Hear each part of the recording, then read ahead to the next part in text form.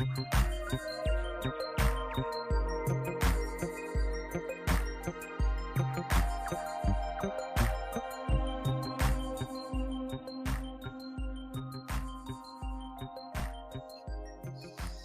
morning, Julia. Good morning. How are you? I would be okay if they weren't dumping human sludge across the street from me and I could actually go outside and smell the beautiful morning. So one day we'll talk about that. Yes, and I will change the subject just a little bit. I had a baby bunny out hopping around in my backyard this morning. It is like this big. So cute. So cute. So I was almost late because I was trying to get a picture of it, but of course he was not camera friendly. Well, I'm glad it's in your yard and not mine because that sounds like it's dog sized over here. Yeah. Oh yeah. I know. That's probably why he's hiding under things. So yeah. So we have a great show this morning. We have known Denise Roberts for a long time. Oh my gosh. When Denise gets on, maybe she can tell us exactly how long, but it goes all the way back to Tea Party era. Well, and one of my favorite pictures is with Denise in front of the Glenn Beck Studios. So I love that picture. I should have put that on, dadgummit. I don't know why I didn't think about sticking that on, but because I think I still have that on my computer. I think I do too, and I almost sent it to you, but then I was distracted by the baby bunny. So, well, that's okay. I mean, you have to. The baby bunny does way up. It was way up there.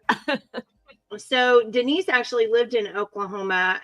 Her family, she grew up here, lived in Oklahoma for a long time. And then her husband got a job in Kansas. And so they emigrated to Kansas. And so Denise has been a Kansan for a while. And it was there that she learned some interesting things about public schools. So I'm going to bring her in so we can chat with Denise this morning. Morning. Good morning. Good morning. How are you? Good. Still a Kansan, unfortunately. Who knew about education in Kansas? We thought it was just Oklahoma, but Kansas is a whole new animal. Yeah. Well, we're going to talk a little bit about that. Okay. So, when you moved to Kansas, because I just kind of want to give everybody kind of an overview of, let's start from the beginning kind of a thing. So you moved to Kansas and you have 3 kids and they all went into public school. Is that right? Fortunately, yes. So what grades did they start? My oldest started in 7th grade at the middle school. I believe my middle daughter was in 4th grade. And then the little guy was in 2nd grade. Poor Wes. You should see him now. He's about 150 pounds. Oh my goodness. He's massive. Wow. I'm sure way taller than me. Yeah, he's great. He's doing great. He's playing football now, tackling everything. Oh my goodness. You need to send me a picture of that. Sorry, everybody. We just got bogged down in. I will. The way we met, I believe, or at least how I got plugged into what you guys were doing was about the 3rd grade reading assessment. When it came from my oldest. She was having stomach problems, didn't want to go to school. We left a private school in Oklahoma City and moved to the Oakdale district. Thinking we've got 3 now. We probably don't want to pay tuition for all 3. We'll find a great district. We'll pay the premium to get in there. And we did. And she immediately started having issues with school. She's a firstborn high achiever. And I don't want to go to school. I don't like it. And I chalked it up to it's a new school. But we were at our pediatrician's office and she's lovely. She still practices medicine as an art. And she said to me, "What's going on with the 3rd graders?" And I said, "What do you mean?" And she said, "My office is full of 3rd graders with stomach issues." And I said, "Well, let's find out." it was a couple of days later, coincidentally, that I walked into the school for something because I was up there a lot, and there was brown paper on the windows, and there were boxes from a place called Measured Progress. And I said, what's this? And Common Core testing, measured progress. They were having to make posters. The other kids would make posters that they would hold in the hall to tell the kids, you've got this. You can do it. The windows were all blocked out. All of the information was taken off of the teachers' walls. And we're supposed to believe, even though they were threatening these kids with not matriculating, that this was not stressing them out. Wow. And then I looked at the test. I know it doesn't stress me out when people threaten me. Well, especially when you know your teacher's job evaluation depends on it. Yeah. Right.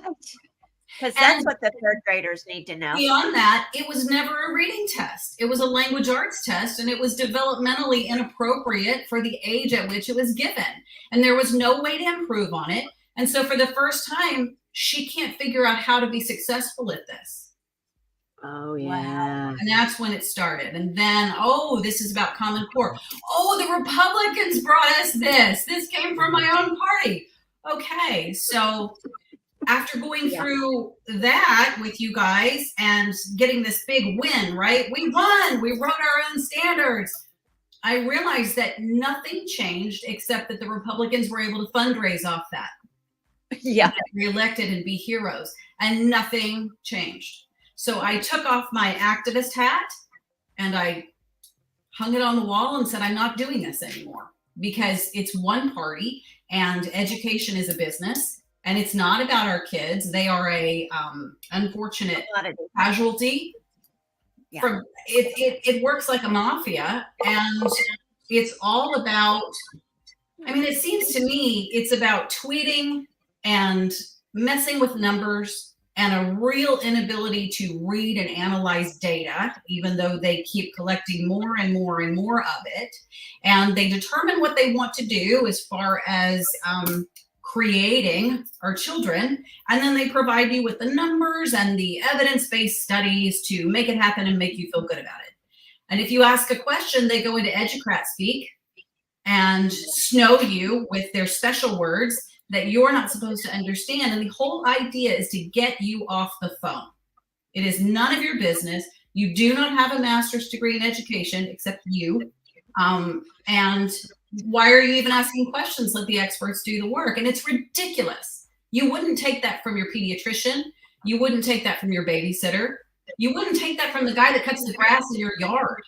But for some reason, we hand over our most precious resource to these people that we're supposed to trust, even though you feel in your gut, something's not right there. Something's going wrong in the schools. The kids are not. Wow. We have a mental health crisis, as you know. Yes, we do.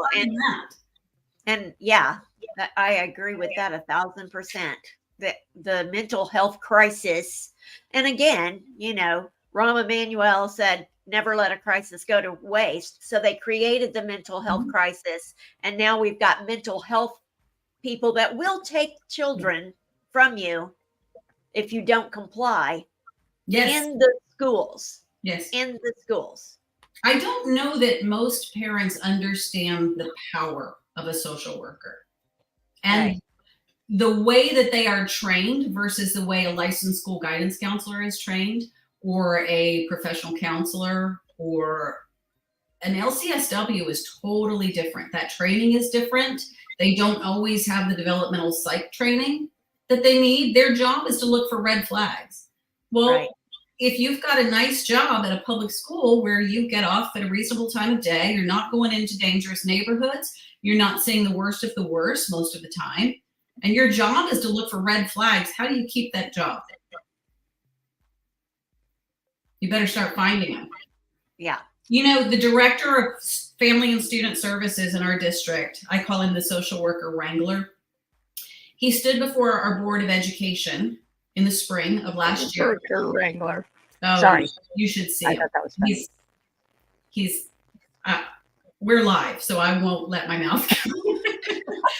Yes, don't get us in trouble. He proudly, as a means of saying we need more, told the Board of Education that his social workers logged 54,000 hours of touches with the kids in the district that year.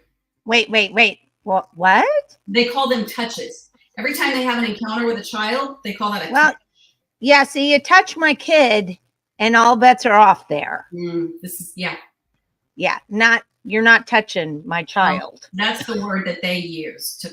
Oh, Not lovely. really touching. Not really They touching. report it into the database. I had a touch with this child. This is what happened. This was the resolution. Only I'm told that some of these touches go in as blind touches, which means that this social worker can be working with this child and put that record in as blind. And another social worker, because they don't see that, can be working with the same child. Oh boy. Okay. All in That school? seems odd. So you have two social workers working with the same child, then is what you're saying? And neither knows what the other is doing. Because these are blind entries. Ew. Fun times. We have a lot of social workers doing a lot of work up here. Doing a lot of damage, sounds like. Well, yes. So one of the things that I wanted to talk to you about, and one of the reasons why I wanted you to come on, you had an incident. We've written for a long time about what Julia just said. Counselors, and we keep saying there are mental health issues in the school, but really we all know that what precipitated any mental health issues was COVID, and, bullying kids into wearing a mask or getting a vaccine or scaring them about, what was going to happen. And, because really that's when the statistics started, climbing. Mm-hmm. So then that became the open door then to say, because we're having all of these, problems and these kids with problems, then we need to start getting more counselors in the schools. And there have been more and more bills that we've seen that have come up on the floor about putting counselors in schools. And at this point in time, last session, they were given, I don't remember how many $1 million to help get counselors in schools. I think the National Association of Social Workers is pushing for it. This is a jobs program. Well, It is, yeah. It's a great gig for an LCSW. It's a great gig, especially if you can sell your book in the school and you can get referrals to your private practice from the school. Well, and that's interesting that you say that, because years and years ago, we had a friend who was in the southeast part of the state, and his son was in public school there, and they were having something, and this has been years ago. So, Julia, do you remember that? That was Howard, and he sent us this an intake sheet that the school was giving out to all kids. Mm-hmm. And so basically, that's been years ago. So this is ongoing. It's not as though, this has suddenly come to the forefront, but I will say that I think they have slowly been making this over and over the years, a bigger issue and putting more emphasis on it, because the whole bottom line was to get counselors in the school. So why don't you talk about what happened to your child? Sure. So I'll agree with you on COVID. I think what COVID did was it took all the brakes off. It opened up the funding. It gave them justification. But I maintain that teachers steeped in critical theory are driving children crazy with what they're teaching. And for us, I will say specific children. There's a thing that happens, I think, to white males as a result of being educated in this way. But for us, and one of the things I really, really want to stress is this will not hit every child the same way. My second born is very high in agreeableness trait, and she's very high in neuroticism. So she's very sensitive to negative emotion. She's very compassionate. She will agree with whatever you say so that you feel like you're being agreed with, because anything less than that feels like confrontation to her. She will say yes until she is backed into a corner. She's just very agreeable. Yeah. Relationships are very important. Always checking in on the health of relationships, and it's a daily, she likes to make people happy. She's very, sometimes overly empath. Sometimes if there's something that's been killed on the road, we kind of have to work through that all day, because in her mind, that's not just roadkill. Somewhere there are baby animals and their mommy's not coming back. Oh no. This is where she's going on her own. She doesn't need you to take her there. But we're trying to pull her back out of that. How do we redirect? How do we think about other possible scenarios, that could be happening? So it's a combination, I think, of teachers being told that they have to be culturally competent, which means we have to display our comfort with what we determine to be your culture. So maybe the way that you speak, or the way that you dress, or the food that you like, or how you express your gender, or how you experience your sexuality. Well, how do we demonstrate that this is a welcome environment for that? Well, we have to have representation in the literature. Kids have to see themselves in the reading, because isn't that why you read fiction? So you can read about yourself. You have to have a pride flag. You have to have a Black Lives Matter flag, because you have to demonstrate that you're culturally competent. That all comes through the DEIB training, and you're evaluated for that. I think many teachers are really on board with it, so they get really excited about it. I think other teachers go through the motions and do their best to get through the training without being called out, which is becoming harder and harder to do if you see the training. The other thing is the social emotional learning. So back in 2014, remember, we were all anti-bully, no one bullied. Bully became part of the lexicon, and it encompassed way more activities than it used to. Okay, so teachers are interfering all the time because we don't want anyone to feel bullied. But the CDC changed the definition of bullying. Bullying can only occur if there's a power imbalance. So what that means is only certain kids can bully, and only certain kids can be bullied. See how that might make a shift in how we run? Absolutely. Okay. Well, I always called it the bullying training rather than anti-bullying. But I saw through it immediately.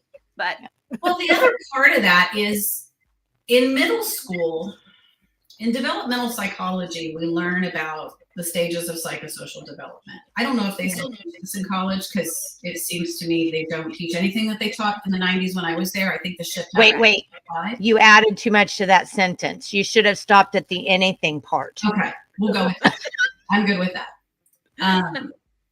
I have two in college. So during adolescence, it's the reason if you go to the middle school and you look out what the kids are doing, all the girls will be standing the same, wearing the same clothes to the point that it looks like a uniform.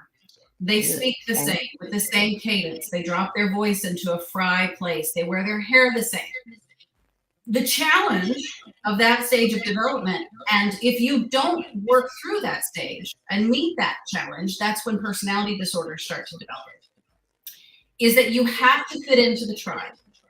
Because the worst thing that can happen is social isolation, because that's dangerous. In your prehistoric mind, you have to be part of the tribe where there's not safety, there's not shelter, there's not food, you're isolated, you can't survive. So I never thought about it like that, and I've had multiple teenage girls, but that's 100% accurate. That's why I tell parents, buy the shoes. If all the girls are wearing the same shorts, buy the shorts. There's a study where they took a herd of zebra and they painted a red X on one zebra. Guess which one got eaten? Wow. Because the black and white is used to camouflage, and that red X singled that zebra out, and the lion was able to zero in on it. It's important for survival that they be able to fit in. And it used to be, if a kid was really being bullied physically or tormented, then teachers would intervene. But now we're being proactive about it. And so if you have a kid who's maybe not fitting into the group, this is the challenge that they're supposed to meet. If you interfere in that, what have you just told them? If the teacher comes in and says, we're not going to bully so-and-so, we're all going to sit down and do some restorative work, what have you just told that child? You can't be successful in this challenge without my help. You just hobble that child. Now, moving into the high school years, we're getting older. This is when we're developing identity. We're differentiating, figuring out who we are, what we like, and who we want to be. We're pulling away from our parents. We're trying new things. We're still tethered, right, to the community, but we're reaching out and maybe I like that hat. I'm not sure how it'll go. Oh, I'm nervous, but I'm going to wear it. And then I'm going to go to school and I'm going to get feedback. And I'm either going to incorporate this into my wardrobe because it felt good and everybody liked it. Or if somebody says, that looks ridiculous, that's the dumbest hat I've ever seen, you're maybe going to take it off and save it for another time. We're trying new things. What they're doing with this relentless focus on elements of your identity is pulling those things apart. Kids are supposed to be doing this on their own. And it's not time at age 12 to determine your sexuality or your gender, or to adopt, I am a Black person, or I am a Hispanic person. This is a time where you're supposed to be experimenting. Our job is just to create a safe space. We're not supposed to be interfering in this. This is hobbling children. When you start doing that, and you'll see it in the pictures that I showed you, you're going to start seeing children feeling like they're disintegrating, like they're being pulled in directions. And a lot of times they can't voice that because they're too young. They don't know. They just know, they know what it feels like, but they can't tell you. And so when they get in the car, you're going to see anxiety, and you're going to see angst, and you're going to see tears, and you're going to see worry, and you're going to see eating problems. And sometimes you're going to see cutting. But if you say, hey, did someone try to parse out elements of your identity today and make you commit to something? You're not going to have that conversation in the car. And it also takes them to this place where they're relentlessly focused on self. Who am I? What do I identify as? What is my gender? Who am I attracted to? What categories do I belong in? They're not supposed to be doing that. It's self-focus, and we know what self-focus leads to. Right. So in the SEL stuff, in the social emotional learning, I would love for you to see that video and tell me. So if you tell the teacher, I don't want my child exposed to these ideas that sexuality is a spectrum, that most people fall somewhere within that spectrum, that gender is a social construct, and that it's performative. Okay, well, that may not be in the lesson. But after everything that I've told you, I would love you to see the video, which was shown to her 7th grade first quarter. Okay, I'm downloading it now. So the one that's the second step video. Yes. And I bet 90% of your listeners, if they call the public school, their local public school, they'll find that they're using second step. Really? Mm-hmm. Okay, let's see if I can. Let me see if I can. This will not come up as curriculum, and they do not want you to see it. Wow. Yeah, there's a lot of that going on. All right, hold on. Let me see if I can pull it and out. Then I'll tell you what happened to Kylie. How's that? Okay, here it is. Here it is. Got it. Oops. And then there we go. Okay. Rode my bus and just this is under the pretext of anti-bullying. Around. Okay, hold on a second. Let me back it up. There were a couple guys who rode my bus and just spent the entire time throwing around like homophobic slurs and talking about how much they like hated and feared and felt disgusted by gay people. When I came to school in September, it was a lot of conversations. People would ask their friends, like, oh, is that a boy or a girl? Or, like, what is that boy wearing? Or, like, is that boy wearing a skirt? Just really ignorant things that I found to be really offensive and really hurtful. It made learning very difficult, and it made just walking from class to class very difficult, and staying happy and keeping my grades up difficult. People would just call me like gay and like names and stuff, and people would just like pick on me and just make like left me out of like things, you know. I was feeling really depressed. I felt really bad for the person they were talking about, and it kind of just made me feel like, wow, these people are really mean, you know. It just creates fear, and it just makes people want to hide. It lets people know that school is a place where there is this type of judgment, and where people are going to judge you for how you express yourself, and are going to talk about it, and are going to perpetuate these stigmas, and I don't think that's okay at all. It's hard to see people who might be different to be picked on like that. I like to see different, because that's what makes us human.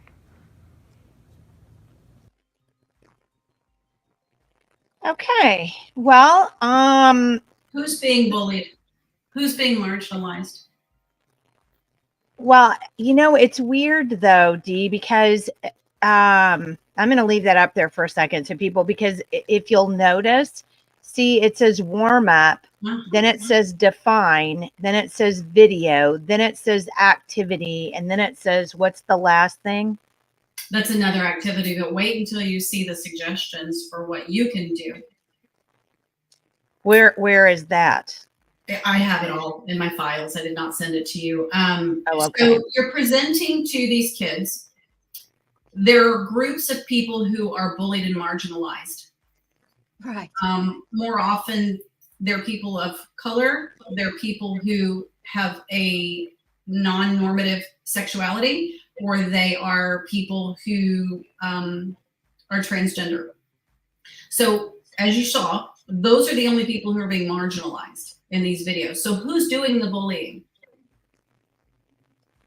Well, the school, actually, I mean, if you ask me, this whole program is absolute, because you're telling kids. Well, I think I'm just shocked, because I can't get past the part that now I'm older, right? I mean, so I graduated high school in 1981. I can't tell. We had gay people, gay kids, and we had, there was busing. They started busing in the mid 70s. So we had a lot of Black kids who came to our school who didn't want to be there, who weren't happy to be there. We had constant racial things going on. Nobody ever made a big deal about it, and we managed to work it all out and be okay. I mean, we didn't have this be that you were okay. I'm so sorry. You're right. That was very flip your worldview upside down. And that was very, yeah. Because you are all of those categories. You are heteronormative. You are white.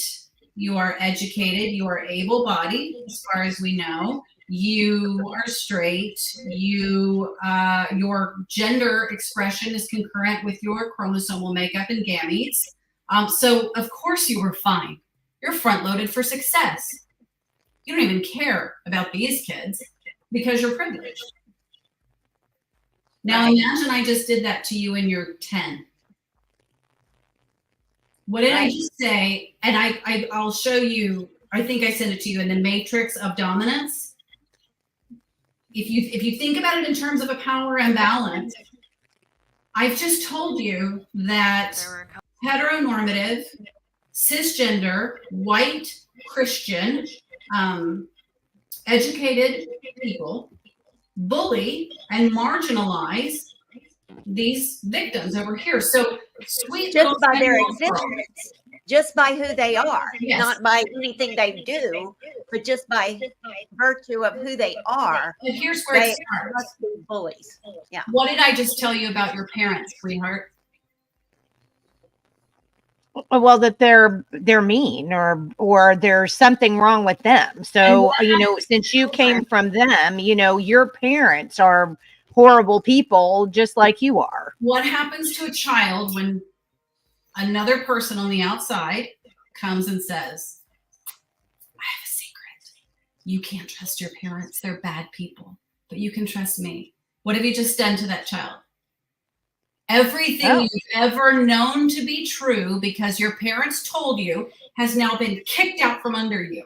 You've been destabilized, and now you're available for all kinds of fun. That's where it starts. They put a wedge between the parent and the child. And I don't care much about their good intentions. They need to check the rearview mirror, because these kids come through there and this stuff is happening and they're pulling on wires, right? Because they're super qualified. And that kid's going to go next year, and you may never see that child again, but I will. I will have to fix this. And I don't even know what you just taught them about me and where we come from and what we believe, because they don't know that you've done it. It's this little insidious thing that's happening.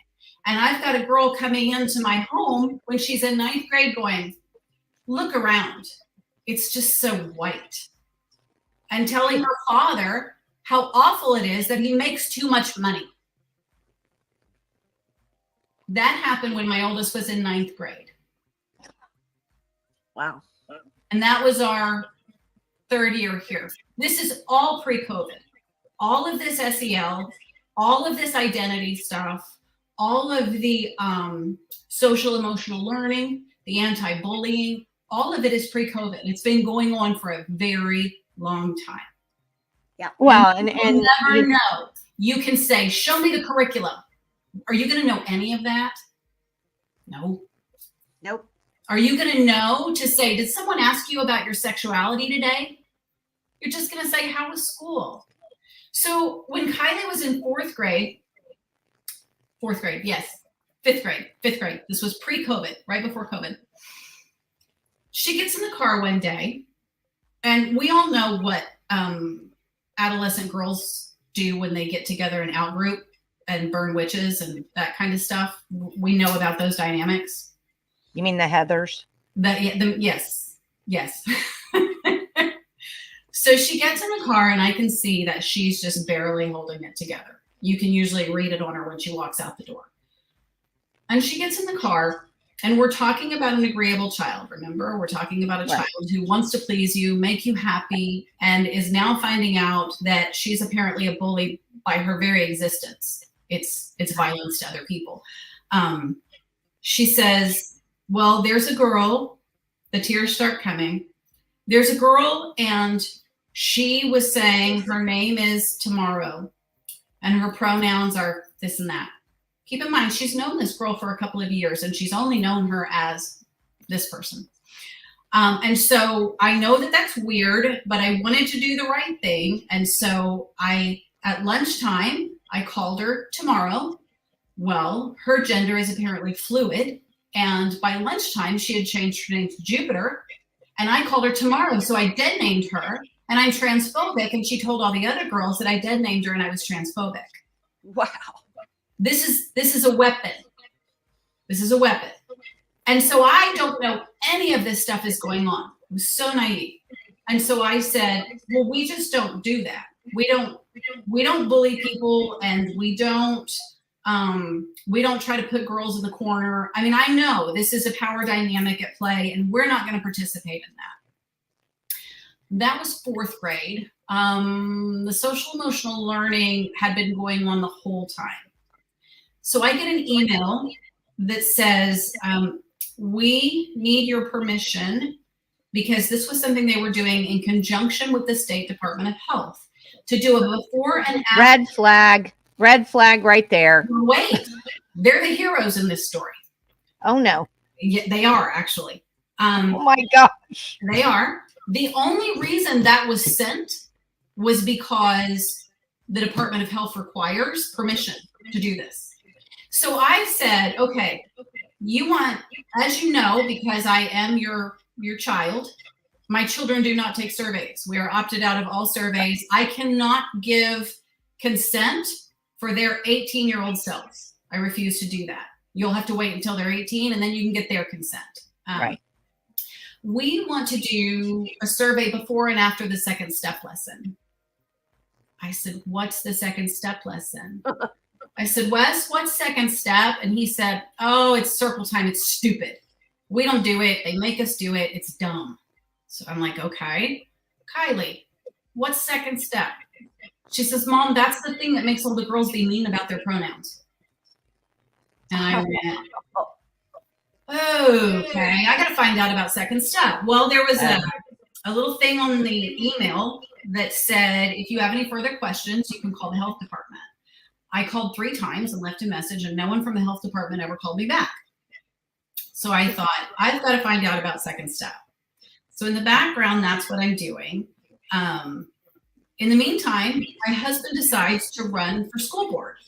He did not have the time. He did not want to do it, but I was ready to pull our kids out of that place. And he said, as a last ditch effort, I'll try. This was in the middle of COVID. He could see that they were not, analyzing data well, and that it was outdated. And he said, I'll go offer to help. Well, the first thing that happened when he announced his candidacy was they said, you have to have a Facebook page. Neither of us had Facebook for years. And they said, well, you have to have that. So he said, okay, as long as I have total control, I'll do that. The day that he announced he was running, no one knew him, really. I mean, we were fairly new here. As you know, he's a man of very few words and not very political. Yes. All of a sudden, we start getting these attacks on his Facebook. And I start looking into these people. It's ELA teachers, social workers, and trans activists. And I thought, what's going on here? Like, you haven't even said anything. And what I now know we have this thing we're doing. And so it doesn't matter who you are. It's not you. Not now, not ever. Sure. We're over here. Right. You're not in the approved group. No. And yes. At the time they were looking for some representation on the school board. There was a lot that we didn't know, and that was never going to happen. I guess we didn't know as much about this community as we thought. We didn't know that the school board election was a political position. We didn't know people were fighting to the death for it. So we went through that process, and that was uncomfortable for the kids. There were a lot of mean things that happened. These people that seem to care so much about the kids will throw your kid under the bus for their politics. I promise. And they'll bully you, but they're against bullying. And they'll threaten you, but they're against threatening. And it's righteous. Correct. Yeah. And I have to tell you this. Guess who was teaching the anti-bullying program in Yukon when my kids were in high school? I'm scared to know. Alicia Priest. The head of the OEA. Okay. Of course. She is the head of the OEA. So we run a ridiculous campaign where Zach is, the page is still there. You can go read it. All he was trying to do is say, let's define terms. And one of the things that concerned me was they were talking about being inclusive in their hiring. And I thought, okay, well, what does that mean, inclusive? That means we're not going to make judgment calls about lifestyle, presentation, values. We're wide open for hiring for people we put with children because we're inclusive. It's great. Right. So we're don't forget the word inclusive is actually the opposite, because you would think inclusive means, something very specific and right. But it's not. It's exclusive. It means that anything goes. Yes. Anything except if you're white or make a certain amount of money, or you're Christian, or you're heterosexual, or you don't agree with us, or you don't agree. So yeah, if you're in any of those 5 categories, you're out of you're excommunicated from the inclusivity. Yes. Yeah. My question regarding that was, so what is a red flag? What would cause you to not hire someone to be with children? What did they say? Well, I mean, that's just a question. I haven't gotten an answer to that. Oh, okay. You Gotcha. say we're inclusive and we have inclusive hiring practices in who we leave these children with. What do you now consider a red flag? Is there anything? So you mean like what's just happened, that one of our friends who publishes a Substack has just recently published a Substack about the fact that there is in Western Heights, which is in Oklahoma City, basically public school, there is a drag queen that is a principal. And in and Western, he started the drag queen story hour. Mhm. Oh, and he also has another drag queen buddy that has also been hired by that school district. I'll tell you more about that later. Well, this Yeah, is and he- culturally competent, and this is providing representation, because children need to see mirrors and doors in their reading, and they need to see people who look like them in positions of success so that they know I can do that. Because anyway, and they have to feel safe, or they can't learn all that. So with that being the backdrop, November 2nd, the day of the election, Zach is on call. We know it's going to go badly. We don't want to be sitting around people to watch that. right. So I'm staying at home and I'm trying to help Kylie with her math. Well, she has decided after 2 years of Zoom school that she's just not good at math. So things are starting to look a little better. I'm helping her and we're doing one of the lessons. And I said, do you have a book? No, I don't have a book. And I said, well, how did the teacher tell you to do this? And she said, I wasn't there. And I said, what do you mean you weren't there? And she starts getting emotional and she said, Mom, you have to tell him to stop pulling me out of math class. And I said, who's pulling you out of math class? And she said, well, it's not the counselor. It's like a substitute counselor. And I said, well, were you crying? Because I'm thinking, okay, math's getting hard. She gets really emotional when she's frustrated. Were you maybe struggling in class and you started crying and so they sent you to the counselor? No, they just say on the intercom for me to come to the office. Well, that's going to be important later, because we found out almost 1.5 years later. When COVID happened, we have counselors in the family. So I'm thinking they're telling me they can't take any new clients. We are booked solid. I'm on a wait list. So I think, okay, I've got 2 girls who just shut down the social life of 2 adolescent girls. Right. We may get in trouble and I may need some help. I vetted a counselor for both of them because they're different kids, different counselors. Here's the phone number. I went with Kylie and we met with this woman 2 times. We talked about stress. We talked about anxiety. We talked about the amygdala. We talked about breathing. All of this was sanctioned by me.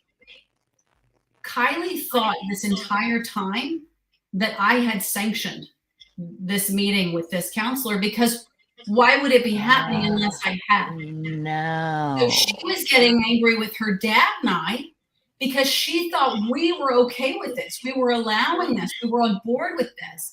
So she's being pulled out of her class, which who wants that to happen in 7th grade? She's being told by this counselor, which is a social worker, and it turns out it was a practicum student, that they need to have weekly check-ins. And Kylie, are you okay with that? Well, remember what an agreeable girl says. Sure, I'm okay with that. She hated it. She does not want to sit with a stranger and talk about her feelings. And they like to say, we like to get granular with your emotions. You can't just say, fine, you got to give me better words and we'll get out the emotion wheel. And I need you to pick some things on this wheel. I've seen all these exercises. If you want, I'll get my amygdala puppet and we'll talk about the amygdala here and the front brain here. I love social workers. Then she's being in that uncomfortable state, being sent back to class where everybody's going, why'd you get called to the office? What's wrong with you? We were never informed that this was happening.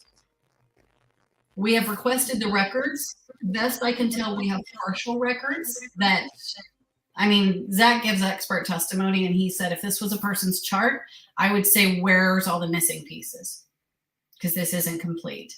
Either you said you were going to intervene with her and then you never did, or you did and there are no notes here. So either way, you were either negligent or you're hiding something. So we're still trying to get the right. Shall I throw that picture up, or do you want me to wait? The backdrop is that Kylie is starting to become angry and withdrawn. She is getting off the bus and going straight to her room. She starts wearing more masculine and very baggy clothing. She's Googling things that are very concerning to me. I'm pulling art out of her backpack that had gotten so scary that rather than showing it to my mom, who's an art therapist, I just threw it in the trash. Start with the first one. Go back to the first one. Okay, hold on. Because there are things I want you to see. Which is the first one? Back. One more. That one. Okay. Oh my goodness. Look at the hands. Why do they have claws? Look at the colors. See how one eye is starting to go that way? What's the hand at the bottom doing? I can't tell. Is it pulling out a tongue? It's holding her tongue. Notice blue and red are being pulled apart because we're picking apart things about her identity. Now go to the next one. Now, which one is the next one then? Whatever. Nope. Backwards. We can look at the other two. That's the final one. This is a girl who's been to the orthodontist. What's happening here? Look at what's happening with the colors. Oh, she's got 4 colors now, it looks Blue like. and red are fragmenting and they're being replaced with black. Now hit the next one. Look what the eyes are doing. Yeah. Now the next one. Do you see what's happening? Oh my goodness. Yeah. What does it say? Just being stretched and pulled apart. Breaking point. Now the next one. Now yeah. Do you know what the worst thing you can be in the public school is? Basic, apparently. Basic. If you're straight, if you're white, if you're affluent, if you're heteronormative, if your gender is intact and congruent, you're boring and basic and you bully people. You're a bully. These kids are being bullied by people like you. You're an agreeable girl and you're in that corner. What do you do to get out of that corner? Not me. I'm marginalized. You didn't. I'm not binary. I have autism. I have social anxiety. She was telling people that she had a lung disease. She was telling people that we had been homeless before. She was trying so hard to get out of that category of boring, basic, oppressor, bully. Now, so if you're a high achiever, you're really a bad guy. Absolutely. Well, that's whiteness. No matter what color you are. This is what they're doing to kids. Will some kids make it through this intact? Probably, but I mean, my oldest has already told me gender is a spectrum. Nobody is all this or all that. She's already learned all of these things. Nobody's completely heterosexual, Mom. Okay. What are they then? Smarty pants. What have you learned? These kids are getting these ideas that destabilize them because if you're a parent who has any type of traditional values or even believes in basic biology, they're being told things that are it's an entirely different worldview. It's a different way of looking at the world, and it at every turn it takes this wedge and inserts it between the child and you don't even know what's happening, and you think, oh, this is just normal adolescent behavior. Yeah. Yes. And I think I want to jump in on that because I think I think that's where parents really have to stop and listen to what you have to say. Because adolescents, I mean, I was a 7th grade teacher for many years. And 7th graders are about as squirrely as they come because it's just that weird vacuum, developmental vacuum between I'm not really a kid, but I'm not yet a cool kid in high school. I'm not an adult, so I'm somewhere in the middle. Nothing feels right. My body doesn't Correct. feel right. Because it doesn't. Your hormones are acting crazy. You gained weight. You haven't quite gotten tall enough yet. It's just the most awkward. It is. I say goofy. I used to say goofy all the time, and I still say goofy. The 7th graders are goofy because that's just kind of that from 6th to 8th grade is just kind of that. And it seems to me that what they're really doing, I mean, now they're getting all the way down into kindergarten and doing this to kindergartners. Yes. But it seems to me that the whole idea was to really snag these middle schoolers with this because they know that this is the time they can break them. Yes, because they are so emotionally awkward, so don't know their own selves, because they don't even have a skin that's theirs yet. It's not stretched. It's still kind of pudgy. You know, so they know that they can get them and mold them like Jell-O, you know, in these middle school years. And I think that's the reason why they've just honed in on it. And I think for people to somehow believe that this isn't happening, I do hope, you know, if you're watching, that you've seen these pictures. And I want to mention something really quickly. Tuesday mornings, we have a group in our neighborhood. I call it a neighborhood. I mean, we live out in the middle of nowhere, but the people that are around, we kind of get together on Tuesday mornings for coffee. And it's an extremely sad situation, but 2 of the families that are involved in our area have middle school kids who are going through a very similar situation where the parents, as Christians, really believe that it looks like a demonic attack. And these kids are homeschooled. So I think that it's gotten outside of the public school. And now if you allow your kid to be on social media of any kind, it's bleeding out from that public school nonsense and bleeding into your child that you're trying to keep out of that space. It's coming through that portal. So you cannot go, oh, well, my kids are homeschooled, or they go to a co-op, or they go to private school, and this isn't happening. You would be so incredibly wrong. Because, Denise, I want to point out to you that you told me, and this is probably a good time to bring this up, about what Wes came home with on his computer. Oh, yes. Some things once seen cannot be unseen. That was And give parents an idea, because we've got quite a few people watching, and I think they want to know this. So tell people what you saw on Wes's computer. Well, let me see if I can share it with you. I used to keep it in here. Here it is. Oh, yikes. You're going to show us. Help me. I need more coffee. I mean, we can scroll through pretty fast. Yeah. Well, I'm just going to say parental warning, because I've seen these before. So I'm just saying parental warning. Do not allow your children to see this part of the video. So we did not allow him to bring his tablet home, because why would you? The tablet stays at school. When COVID happened, the tablet had to come home. What I think a lot of parents don't know, we have pretty extreme network protections in our home. Once that child logs into the school VPN, you have no more parental controls on that. It's nullified by the VPN. Yes. Say that one more time and loudly.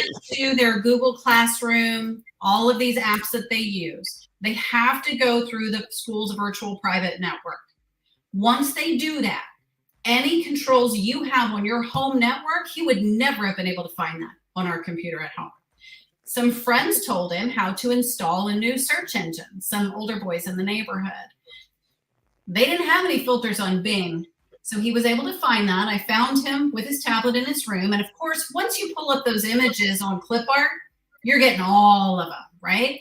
So when I approached the principal about it, basically I was told he signed the responsible technology agreement. He's 8. You're saying it's on him? Okay. Well, how did they respond to that? That was their response. This is on him. He agreed that he would use the technology. I'm sorry. I guess I was out to lunch because I couldn't imagine some adult in a public school saying that an 8-year-old signed a technology agreement and therefore that individual has been promoted up to admin. That's literally insane. Honestly, Dee, that's insane. Let me ask you something, Jenny. What else are they going to say? Oh, gosh, that's awful. Maybe first graders shouldn't have tablets that they take home. They're never going to say that. All they want to do is get you off their phone. Yeah. Get off my phone. When we moved here, Kylie's in 4th grade, watching her math scores. Every semester, her math scores are going down. After the 3rd semester, I call, same guy. Hey, I'm seeing that Kylie's math scores are steadily dropping. Has anyone caught this? What are we doing? What's happening? Do I need to get some help? Well, you know, she's still on grade level. And I'm like, when I brought her to you, she was above grade level. How far are we going to let this go? And then he goes into the education speak. I love the admin speak. Well, you know, we really feel like Kylie needs to have agency in her own education, and we want her to be in the driver's seat. And I'm like, well, she's been telling you that she's struggling at math, and she's been telling me, what more could she do to be the driver of her own education? She told her mom. Her mom's coming to tell you, this is circular. This is circular. And what happens to the kids whose parents aren't looking at the map scores? I think we're seeing it. I think we're seeing it. So show a couple of those things from show what Wes found. Show what Wes found on the computer, because I want parents to be shocked. I mean, I really do, because this was coming from the school. And in the future, this kind of content will be available to our Patreon subscribers. But today, you get it for free. Great. Ready. Love the fruit. The fruit's my favorite. Mm-hmm. Wait, it's not sharing. Oh. Yeah. No, it's not sharing. What do I click on to share it? Okay, go to your hamburger file, and it should say share screen is what it should say. A hamburger file. Oh, the little dots. The little dots look on your, yeah. I don't have that option. You can't share your screen? Yeah, beside your mic. Beside on your picture. Like, or is it under present? Where does it say present at the bottom? I'm not sure. So yeah, I'm not either. Bottom. Yeah, there it is. Okay. Share screen. It takes a second. I'm assuming I'm going to do it in a window. Yeah, share. Notes. Share. Can you see it now? No, it's not coming up. I don't know what I did. I'm not. Well, what we'll do is what Julia said, and you can stay on and we'll record it after we're done, and we'll pop it up in our Patreon account. And if you want to go see what the school allowed her youngest child, how old was Wes at the time? 8 years old. First grade. 8. Oh, first grade. Let's try that. Now, can you see? I think it's. Yes, I do. If we just add it to. There it is. Oh, wow. We opened a wormhole. Yeah, I might have done that. Yeah. All right. Well, we're over an hour, so we'll do that in a little bit. But what happened with Kylie? Because I know people, after seeing those pictures, Tell us what happened with It's Kylie. been a year and a half of unraveling what was going on. We immediately pulled both of them out of the public school mid-year, and we enrolled her in a local Christian school. And just so you know, you're not safe in the Christian school either, because as the public schools get worse and worse, people will be running from a burning building, and the children who have been indoctrinated in these ideas will bring these ideas into your Christian school, count on it, and so will the social workers, the well-meaning social workers, and many teachers. Within about 2 weeks, my husband said, I feel like we're getting our child back. Okay. We didn't understand how much stress she was under until we removed her from the situation. She began to soften where I could hug her again. Oh my gosh, you couldn't even hug her, Dee? That's horrible. You know, from knowing me as long as you have, that's the child that was always on me like a yes, right. Yes. No, when I would hug her, she would do this. Oh my goodness. It started, I mean, the stress started in probably 4th grade, but it went into hyperdrive once she hit middle school. And I had to demand to see the second step curriculum. To get into the building, they took me in an all glass building, gave me a little Chromebook that they put up on a whiteboard so that they could see everything that I was seeing. Oh my it was God. Very difficult to navigate, but I was able to pull that lesson. She had seen that the first semester in 7th grade. Here's another thing I just found out from a kid yesterday. They, in their seminar, he was in 9th grade. During the seminar period at the beginning of school, they take them all into the gym. And there are these little tables for all these different clubs. And that's an opportunity for the kids to learn about Queer Club, GSA, Black Student Union. Why are they doing this? So the other thing I wanted to tell you is that video, in the lessons that accompany that video, I've had people, you wouldn't believe the things that people have sent me of teachers doing these SEL lessons where the kids have recorded it, because it can be abusive. Because the kids don't want to participate and the teachers know they have to, and they start getting angry and frustrated because the public school is not a therapeutic setting. 8th grade boys are not going to be opening up to you about where they feel injustice exists in the world. B, you're not qualified to do group therapy, cutie. So they are way out in deep water and they don't know what they're doing and they get really frustrated really quick. But one of the solutions after that video were things that you could do is become an ally. Well, what does that mean? How do you be an ally? Well, you need to come to our GSA club. Wow. Well, and I don't think people understand, but I'm gonna share my screen with you here just one quick second, because I think it's like super important to talk about this. So this is a this is from our blog, and sadly I think I wrote this in 21, so this is 9/8/21. This has been that long ago, and I think here's what I want to show you: roadmap to the Oklahoma State Department of Education SEL and Counseling Services Anti-Racist Propaganda and Behavioral Survey. So if you think we don't have this in Oklahoma, you are so very wrong. We do have it. You know that we were opted out of surveys, and the thing that prompted the second visit was the counselor told me she gave some low-end responses on her panorama survey. I said, we're opted out of those surveys. And what do you mean low end? Well, then because they like to talk in circles they just want you to go away. She said, well, I caution you to say low end. I was like, sweetie, that wasn't my word. That was your word. So it turns out she had answered 3 out of 5 on resilience and grit or something. Yes. So even though legally they're not allowed to give her a survey, if I've opted her out of it, they did it and I have no recourse. Yeah. And they used the results of that survey to prompt an intervention.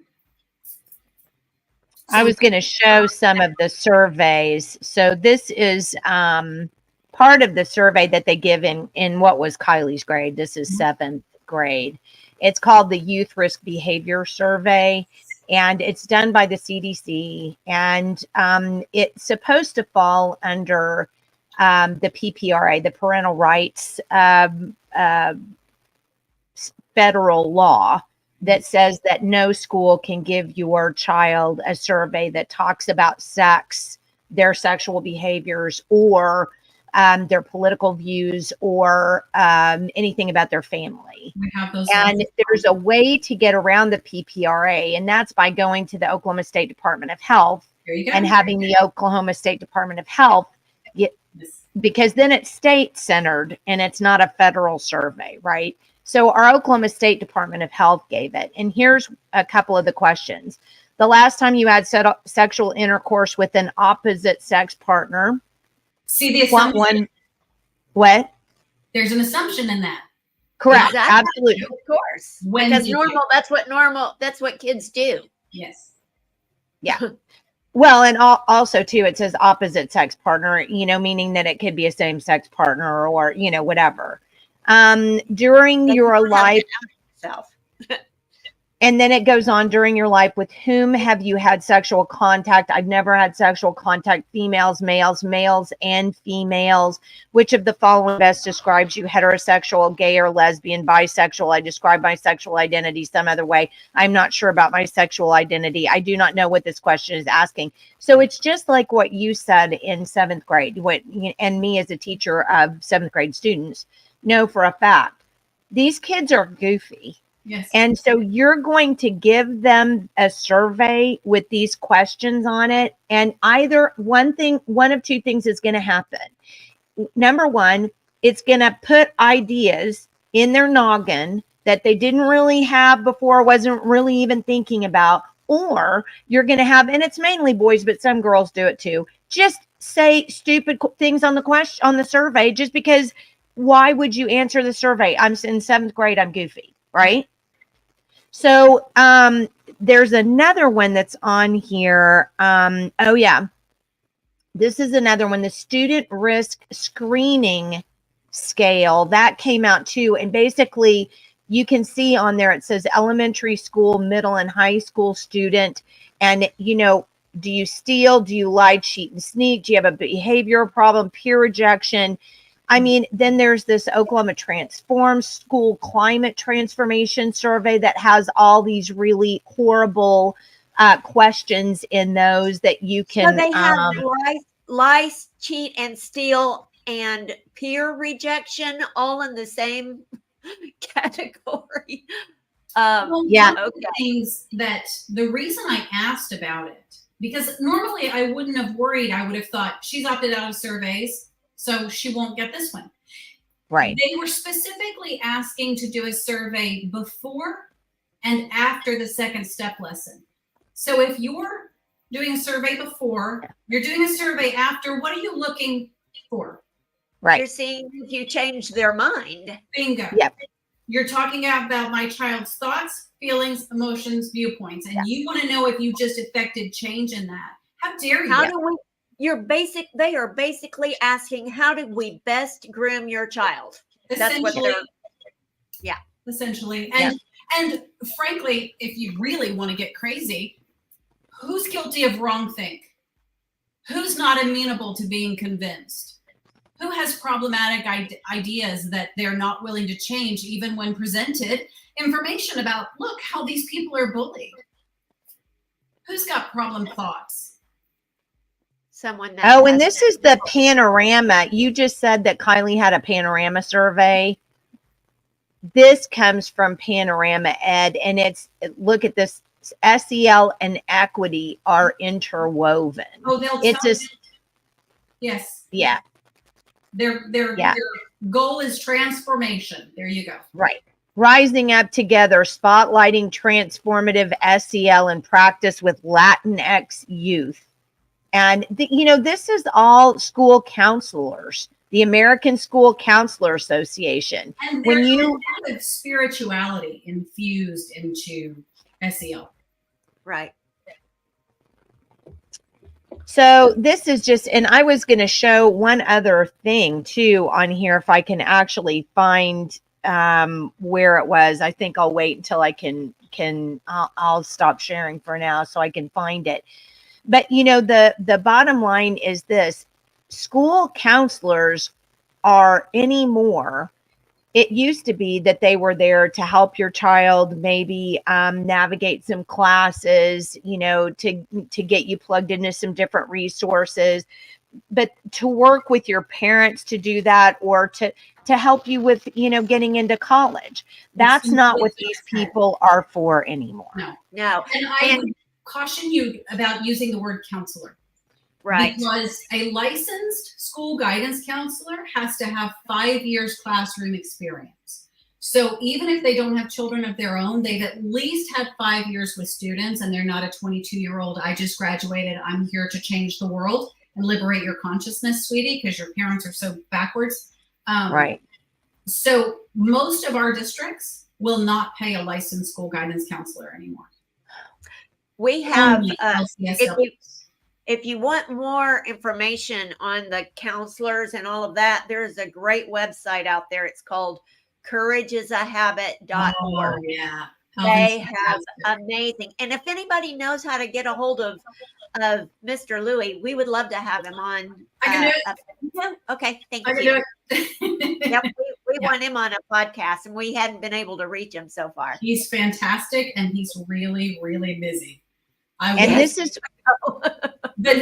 is what you were talking about before, Dee, about the school counselors pushing the GSAs, the genders and sexualities. If you've got a kid that's not confused about their gender, even through all this, they're still pretty solid. Well, you want to be an ally. We need allies. Come on. Don't you want to use your voice to stand up for people who are marginalized and bullied? You want to be a good person, right? Next thing you know, you're the GSA learning all kinds of stuff. And here comes the love bomb. We're your family now. We're your glitter family. We have a teacher in this district who's transitioning. And I have screenshots of him being referred to as Seahorse Dad. And these children are on her social media referring to her as Seahorse Dad. So if you have strong Christian values, you are the worst of the worst. Absolutely. Absolutely. Yes, this is a clash of worldviews. When I first started digging into this, I very quickly, and I didn't understand it at the time, now that I've really researched it, these people, for the most part, I am guessing, just based on what I've read, not stating this as fact, what I read indicates to me that these people believe in ideas like collective salvation. We are all consciously evolving as humanity to a new place. A lot of it comes out of Fetzer. A lot of it comes out of UNESCO and the United Nations. But we can't get there unless we all get there together. There's no room for my Jesus in that. Right. Why would I send my child into that? Right. And even if your child is going to try to hold on to some shred of their Christianity, okay, Jesus plus this, plus some meditation, plus some mindfulness, plus we're going to go to the calming room and we're going to hear some raindrops and we're going to put some essential oils on you, or we're going to do yoga, exercise. It's all this extra. And best I can tell from the mental health crisis that they keep going on and on about, it's not helping. It's not helping. It's getting worse. Because if you have a child, you're being torn apart. And so our solution is for you to come to the calming room, have a bag of trail mix, and we'll do a mindfulness exercise with some guided meditation. Guess what? It's not helping. So now what have you told the child? You have anxiety, and all these things that we say are going to help, they're not helping. So now you're beyond help. You are hopeless. It is hopeless. And they're spending all this time with your kids in school, not teaching them how to read or do math. That's empowerment. That's empowerment. That is self-esteem. I looked at this, I struggled through it, I mastered it, and now I feel good about who I am. I persevere, I'm capable, I have abilities. That's self-esteem, not you're beautiful in every single way, no matter what they say. No, wait. No, I disagree. I mean, that makes you feel bad when you struggle and you can't make a goal. And it's so much better if we don't allow them to feel bad. We should just allow, we should always make sure that they're happy every single day. So let's not give them anything. I think that's the reason why we only have 23% of kids who are proficient in reading in Oklahoma, and third, less than that, I think, in math, because, we can't make them feel bad about not doing something right, because their feelings are everything. Honestly, parents, I don't get it. I just can't see how you can't see what's happening there, especially after hearing Denise's testimony. This isn't. You can't see it, because if you see it, it requires you to do hard things. You are not going to be liked in your social circle. Your kids are going to be mad about it. You may have to write a big fat check. You may have to adjust your lifestyle. But this is all I have are my children. They are my most precious thing. There is nothing outside of what I have promised these children by virtue of bringing them here. I owe that to them. What you Well, said, and as a Christian, I can't take it in, because on the other side of that is a lot of hard things.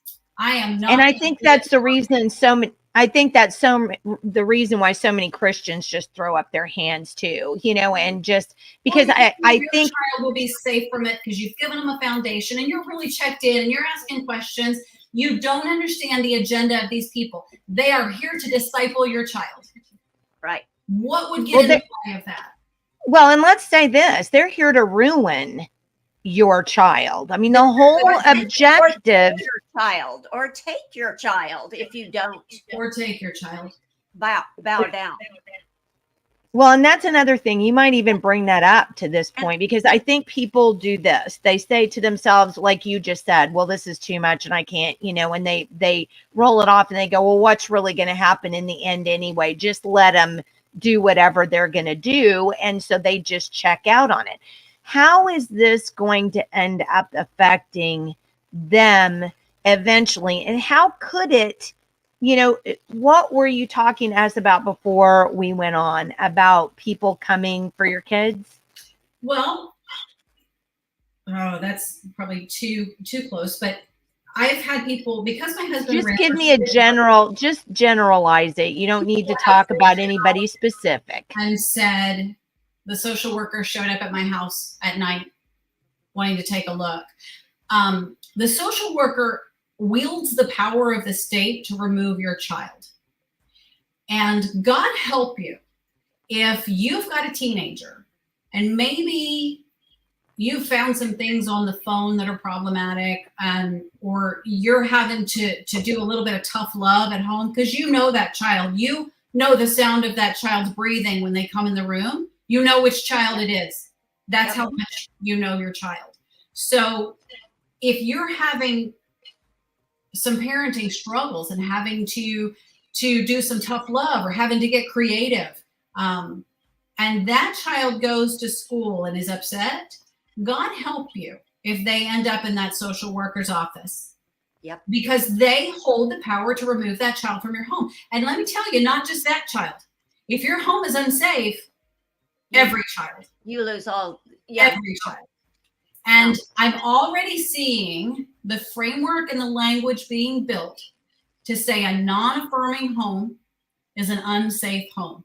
So if your child comes home and says, I think I'm non-binary because I went to the GSA and I want to be an ally and I don't want to be in that marginalized corner, so I'm going to try this on for a while because that's what we do at this stage, and you don't immediately rush to the gender clinic and start using the right pronouns, you're now considered an unsafe home. And there's a social worker right inside the school ready and willing to take that child. In fact, I've heard social workers say, we have CASA and we have affirming foster families standing by. God help you It is a field of landmines. And I think, you know, I know I sound like an alarmist. I think a lot of kids, my oldest was able to dodge a lot of this. She got some funny ideas. If you have a child that has high neuroticism, high agreeableness, they're going to end up in the social worker's office. And they're going to, if you have a social worker interviewing you and you're a child that wants to please them, you're going to tell them what they respond to. If you tell them, yes, I feel sad, oh, we're going to keep pushing. And you're going to keep telling them what they want to hear because your job is to make them happy. It's part of being an agreeable person. I promise you don't know because you're high in disagreeableness. I promise I know you. And I think to Zach, people who aren't agreeable don't understand it. It's really hard as a girl because you end up, this is the reason I stopped dating, because you have this, making that other person happy is more important to you than your own comfort and safety. So you end up in situations because you're just saying yes, yes, yes, and oh, now it's gone too far. There's something about, I've watched this child in action. They tell you what they think will make you happy. So if you're a social worker and you're doing an inventory and you're asking these questions, what answers are going to make you happy? There's another child that I work with. He told me that they called him into the social worker's office because he had excessive absences. And he explained the extenuating circumstances and said, can I go back to class? And she says, no, I want to sit and talk longer. She's pulled him out of class twice, and she's required him to stay for 30 minutes each time. And Because he said, he missed I'd class. rather die than talk to her about my feelings. He said, can I go back to class? And she said, no, we're going to talk some more. Well, and they're talking to him about missing class. Are you kidding me? Yes. Yes. Well, and if you really want to be snarky, it was for 2 years that they told us it's not important that your kid be in class. You told the kids that, not me. So now I'm supposed to tell them how important it is that they be at school? You told them it didn't matter. Right. They Math believe class you. doesn't count. Yeah. Well, you have we're already at 122. And Sure you don't want to keep going? oh no, we could keep going for another 5 hours. I just would like to know of the 2 listeners who are going to stay with us though. We'll But have the to point- segment it. Julia gets me fired up, that one. Julie, she pushes my buttons. So I do want to, when we get off of here, we'll record a quick thing about what, Wes found on your, what you found on Wes's. So don't get off, just, You should hang also on. know that your child has, through their tablet, access to the entirety of the public library. Oh, so any of the, School library? Yeah, you can look up erotic fiction. Yeah. I think in Oklahoma it's called Overdrive. yes, it is called Overdrive in Oklahoma. They have It is. access to that, which is the entirety of the public library. And here's a fun fact. When you go into the Chromebook, because I was researching books, and you say, I'd like to see if we have this book. The algorithm says, oh, you're interested in that? Then you'll be interested in this. And you might like this. And you might like young adult lesbian fiction. And you might like this. And you might like this. And the algorithm takes over, and it's now making suggestions based on what you looked at for what you might also like to look at. And that's a good point. Again, I don't know how, Julie, how many years have we said Chromebooks are bad, get Chromebooks out? And how many years have school bonds indebted people's properties so that they could get these Chromebooks in here because we had to have them so that kids can look up porn on the internet? No, it's the data. They want that data. At first, Bill Gates was just passing them out for. He's so benevolent. Really, Yes. he's so benevolent. So thoughtful, offering all these to these children. Oh, and they need to be relicensed every year, and the Chromebooks break after a year. We had to fight to get, my youngest is now in middle school, and they have to have a device. So we said we want it to be an Apple tablet so that it will plug into our network and we can put our parental controls. Right. Oh Correct. no, they need a Chromebook. It's $149. So I'm at the school meeting and they say, yeah, they break every year. You have to get another one every year. And Wes is going, it's embarrassing. Everybody else has a Chromebook and I'm over there with my Apple tablet.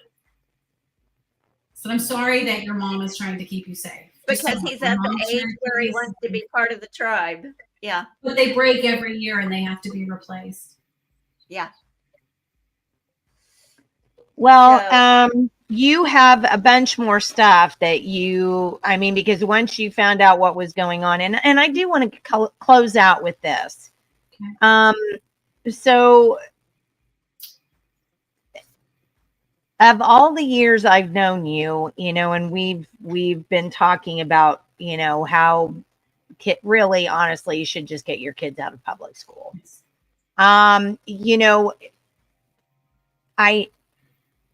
What did it take for you? How did you give some advice to parents? That's what I want. I mean, give some advice to parents.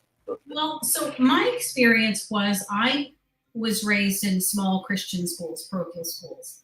And I went to public school in the 6th grade. And I had an experience that I will always remember. We were reading aloud in the class. And I couldn't understand why the kids read like that. They were struggling to read. Well, I was taught phonics at 3.5. Yeah. They were not. And I've compared notes with my brothers who were taught to read in the public school. And you unlock the world for a child when you teach them phonics. Yes, you do. I never wanted my children in public school for a single day. My husband had a different experience, and so he had different ideas of what private school kids are. So we did this a lot. And what private school involves, and sometimes what homeschool involves, is only one parent can work, or there's a check that has to be written. So we went back and forth, and ultimately at the end of the day, my husband is the head of our home, and I function as the neck, and I try really hard to turn it. He was willing to, in the middle of managing the COVID center as a trauma surgeon, he was willing to run for school board in this town before he would pull them out of public school. The day that he found out that this student had been pulling our daughter out of class and doing this with her, he said, get them out today. Today, they're out. That was November 2nd. By the 2nd week of December, they were out of there. That's what it took for him. For me, I never wanted him there. Never. And as you know, I was always poking around. I think for over the years, I would listen to you guys talk, and I knew, I had scratched the surface. I knew about the UN. I knew about UNESCO. I knew about all of that. But it required me to believe that these people were malicious. Yeah. That seems evil. Yeah. In dealing with them, and this is going to sound awful because I'm a person who's not a college graduate, but all I do now is read and research about education. What I have found as a college student, I remember, because that was the end of campus I was on. These are not always our best and brightest. Sometimes teaching is the last option. I'm just going to say it. Okay. I've been dealing with them, and they used to use fancy words to make me think like I didn't belong in the room. I've heard those fancy words enough.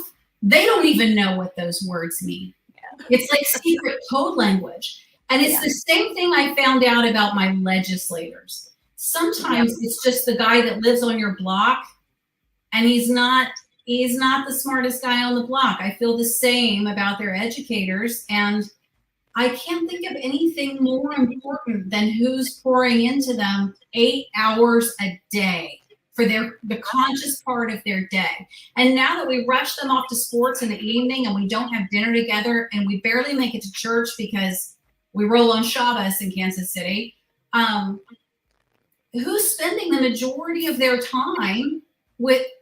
Who are they with? It's not me. It's not my husband. It's these teachers. So I better find out about them. And social media has been wonderful because they love to put things on TikTok. So all you have to do is a quick search of who's with them, and you will have an awakening. when you Right. see what these teachers, I mean, look at Lives of TikTok. There's a reason that exists. Right. Right.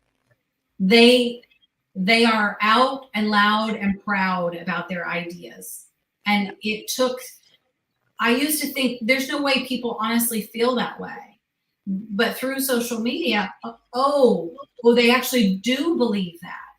Right. And their worldview is in direct contradiction to ours. Right.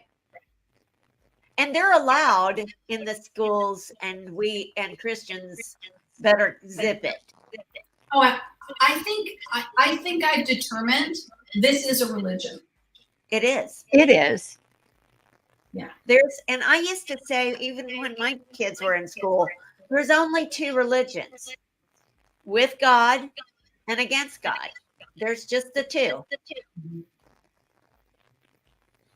I guess it depends on what you believe God is, and I don't think they believe. Yeah, Jesus. Yeah, some of us have different ideas about who God is, and you know, one of the things about SEL that I was really struggling with is there basically, if you're saying that there are values, behaviors, and attitudes that are desirable, then you're saying these are more good than others. Correct. So you're trying to teach my child what it means to be a good person. So I better find out what you think that is. What is your definition of good? Mm-hmm. Right. Well, and of course, biblical, it says, woe to those who call good evil and evil good. So it's very confusing to children. Yeah. Well, and I think you made, honestly, Dee, I'm going to take several clips out of this interview, because you did such a really excellent job, because what we've done, and this is, I know every time you use the term communist, people roll their eyes, but I'm telling you, I mean, it's all communism. Just call it collectivist. Yeah. And so I don't care if you roll your eyes, but the point, what communists want to do is they have to break down the bond between parents. Don't forget, it was Lenin who talked, so much about public education and getting the kids away from the parents. And because that was always the communist structure, the family is like a magnet. I mean, generally it's the best place you can be in the world. And you break that apart, and then those children who don't have the worldview of their parents, and are going to get the worldview of whoever pours it into them. Well, and you did system. When you pull a child out of someone's home, the first thing you do is try to find a relative. Why? Right. Why? Well, yeah, I mean, that's an excellent point. But the whole idea is to pull kids away from their parents and one of the things that I don't think parents really understand, but is tantamount to this whole thing. You have to give kids autonomy. We have to have this. That's why they want to, turn the, get the voting age down to 16. That's why they want to tell, like you said, well, we want Kylie to have agency over her, because if the kid can be an adult, then the kid can consent to anything. That's right. Do you know they do role-playing exercises with sixth graders in our district on consent? Can you imagine a sixth grader being in that position? No. Oh, my goodness. Just so you know, it's a trans social worker that's doing that. Yeah. Well, it's like Monica Klein said. You guys need to look up our video with Monica Klein.